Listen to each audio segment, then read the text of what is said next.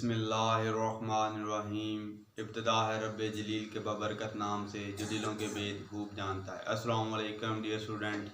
हमारी जो डिस्कशन है वो 9th क्लास की chemistry chapter number 1 fundamentals of chemistry पे जारी है और आज हम लोग जो है टेस्ट योरसेल्फ 1.3 को जो है ना सॉल्व करने की कोशिश करेंगे। ये जो टेस्ट योरसेल्फ है ये आप लोगों की पंजाब टेक्स्ट बुक के पेज नंबर 11 पे जो है ना आई थिंक दी गई है। तो इस जो हमारे पास ये टेस्ट योरसेल्फ है इसका जो पहला क्वेश्चन है हमारे पास वो ये है कि हाउ मैनी AMU का मतलब होता है atomic mass unit 1 gram of a substance है। इसमें वो ये पूछ रहा है क्वेश्चन नंबर 1 में कि किसी भी चीज़ का सब्सटेंस का जो एक हमारे पास ग्राम होगा उसमें कितने एटॉमिक मास यूनिट होंगे। तो उसके लिए आप लोगों को जो है ना ये मैंने एक रिलेशन लिखा हुआ है, पिछले लेक्चर में भी आप लोगों ने जो है ना पढ़ा है जब हम लोग रिलेटिव एटॉमिक मास पढ़ रहे थे कि जो एक एटॉमिक मास यूनिट होता है वो 1.66 × 10⁻⁻24 ग्राम के इक्विवेलेंट होता है। तो इसे अब हम लोगों ने ये फाइंड आउट करना है कि एक ग्राम में जो है ना कितने एटॉमिक मास यूनिट होंगे।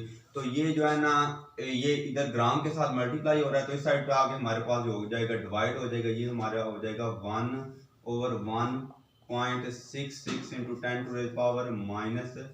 10⁻⁻24 और ये इसके साथ जो है AMU ही है और ये इधर हमारे पास जो है 1 ग्राम जो है ना वो बच जाएगा रिमाइंडर।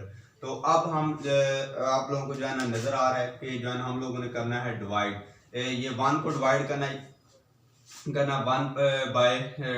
1 divided by 1.66। तो कैलकुलेटर से जब हम इसको जो है ना डिवाइड करेंगे तो ये हमारे पास आ जाएगा पॉइंट, क्योंकि ये जो -24 है ये तो ऊपर जाके 10 की पावर -24 ऊपर जाके प्लस की हो जाएगी तो ये हमारे पास आ जाएगा 0.062 × 10⁻24 AMU।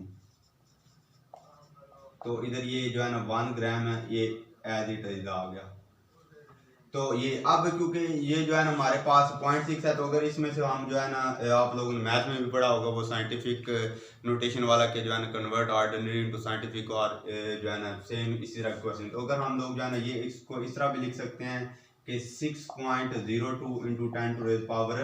10⁻23 AMU, क्योंकि इसमें से एक 10 हमने ले लिया उसको जो है ना 10 को इसके साथ मल्टीप्लाई करा दिया तो ये हमारे पास आ गया 1 ग्राम। तो अब आप लोग ये भी कह सकते हैं कि 1 gram of any substance equal to 6.02 × 10⁻23 AMU कि किसी भी चीज़ का जो 1 ग्राम होता है उसमें 6.02 × 10⁻23 जो होते हैं वो एटॉमिक मास यूनिट होते हैं। क्लियर हो गया।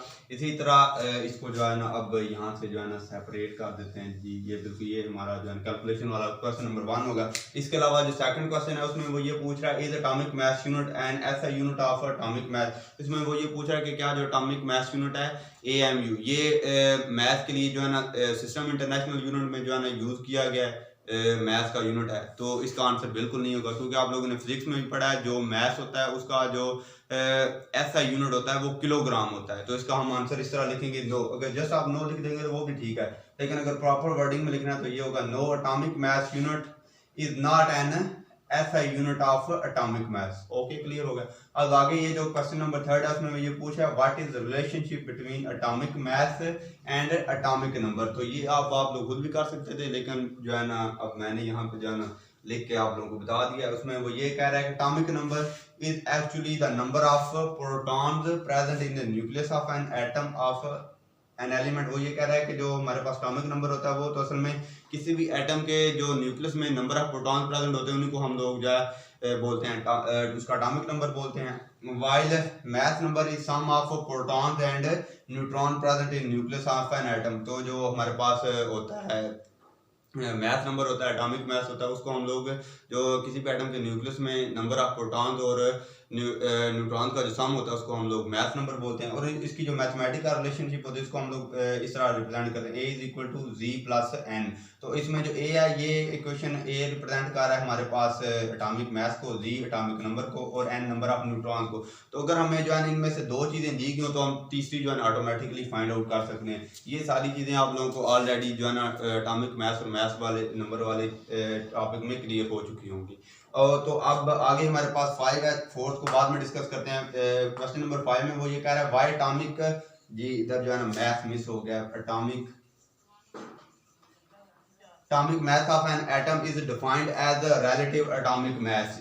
तो ये कह रहा है कि किसी भी एटॉमिक मास जो एटम का जो एटॉमिक मास होता है उसको हम लोग रिलेटिव एटॉमिक मास क्यों बोलते हैं, या फिर उसको जो है रिलेटिव एटॉमिक मास में क्यों मेजर किया जाता है। तो अब इसका आंसर ये है, आप लोगों ने जो है ना, क्योंकि रिलेटिव एटॉमिक मास जब हम लोग टॉपिक पढ़ा तो वहाँ पे भी बताया था कि जो रिलेटिव एटॉमिक मास होता है इसको रिलेटिव एटॉमिक मास इसलिए बोला जाता है क्योंकि ये कार्बन के जो 12 आइसोटोप था उसके साथ जो है ना कंपेयर करके जो है ना निकाला गया, इसलिए इसको रिलेटिव एटॉमिक मास बोलते हैं। तो इसका आंसर ये होगा, relative atomic mass is the average atomic mass of the atoms of that element as compared to 1/12 of the mass of an atom of carbon 12 isotope। इसमें वो ये कह रहा है कि जो relative atomic mass होता है किसी भी एटम का, उसके तमाम एटम का सम होता है, और जो है ना वो उसको जब उसकी जो वैल्यू होती है उसको कंपेयर किया जाता है 1/12 mass of an atom of carbon 12 isotope। तो जो रिजल्ट आता है उसको हम लोग जो है ना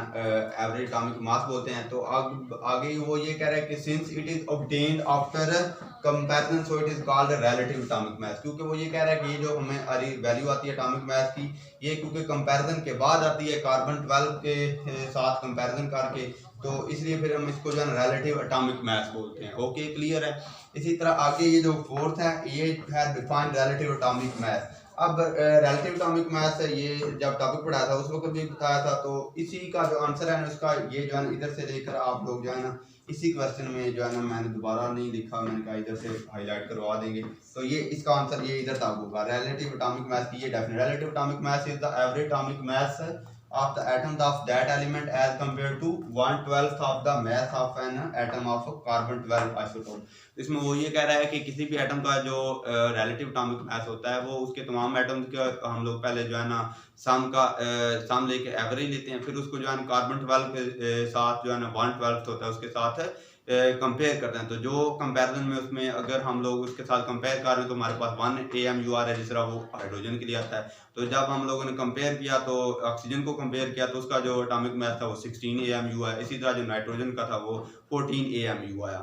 तो जो है ना अब ये जो है ना आप लोगों को चीज़ें क्लियर होगी। एक दफ़ा ये दोबारा रिपीट कर रहा हूँ कि जो एक AMU होता है वो होता है 1.6 × 10⁻⁻24 ग्राम के। तो 1 ग्राम में हम लोगों ने क्योंकि पॉइंट का आउट करना है तो ये इधर क्योंकि आप लोगों ने मैथ में पढ़ा होगा, ये इधर मल्टीप्लाई हो रहे हैं तो इधर आपके जो है ना डिवाइड हो जाएंगे। जब डिवाइड किया तो आगे हमारे पास ये जो आंसर आ गया वो आ गया 6.02 × 10⁻23 AMU। तो किसी भी चीज़ के जो एक सब्सटेंस का 1 ग्राम होगा उसमें जो होंगे एटॉमिक मास होंगे वो 6.02 × 10⁻23। आप इस बात से अंदाजा लगा सकते हैं कि जो 1 ग्राम होगा किसी भी सब्सटेंस का वो इतने AMU के बराबर होगा। इतनी जो ग्राम इसके लिहाज से कितनी बड़ा जो है ना यूनिट है। तो जो है ना नेक्स्ट लेक्चर तक के लिए अल्लाह हाफिज़।